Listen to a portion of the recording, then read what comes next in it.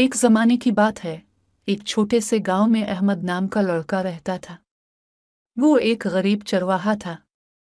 हर रोज़ वो अपनी भेड़ों को चरागाहों में ले जाता, उनके लिए सब्ज घास ढूंढता और शाम को वापस आ जाता। अहमद बहुत सच्चा, ईमानदार और अल्लाह से डरने वाला लड़का था। एक दिन गांव में डाकुओं का एक गिरोह आ निकला।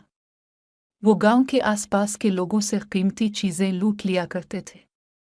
एक शाम जब अहमद अपनी भेड़ों के साथ वापस आ रहा था, तो अचानक 3 डाकू सामने आ गए।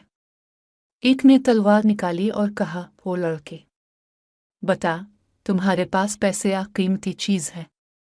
अहमद ने सुकून से जवाब दिया, मेरे पास कुछ नहीं, सिर्फ 3 सिक्के हैं जो मैंने आज कमाए हैं। डाकू हंसने लगे। इतना सच बोलने वाला कोई नहीं होता। जरूर झूठ बोल रहा है। हमें बता, पैसे कहाँ छुपाए हैं?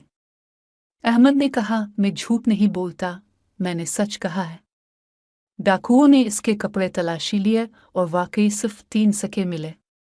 वो हैरान रह गए। इनमें से एक ने कहा, लड़के, तुमने हमसे झूठ क्यों नहीं बोला? हम तो डाकू हैं, तुम्हें कुछ नुकसान पहुंचा सकते थे। अहमद ने जवाब दिया, मेरे माँ बाप ने मुझे सिखाया है कि सच बोलना ईमान की निशानी है। झूठ बोलने वाला कभी कामयाब नहीं होता।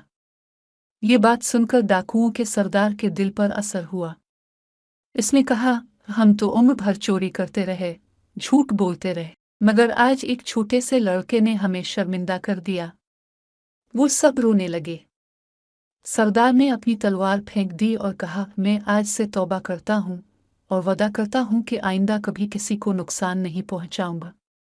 फिर वो अहमद के साथ गांव गए और सबके सामने ऐलान किया कि अब वो नेक रास्ते पर चलेंगे।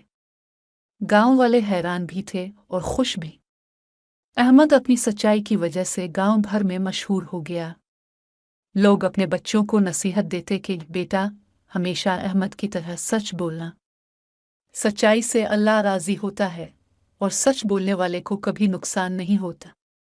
सबक: सच बोलना ईमान की अलामत है और झूठ बोलना मुनाफिकत की।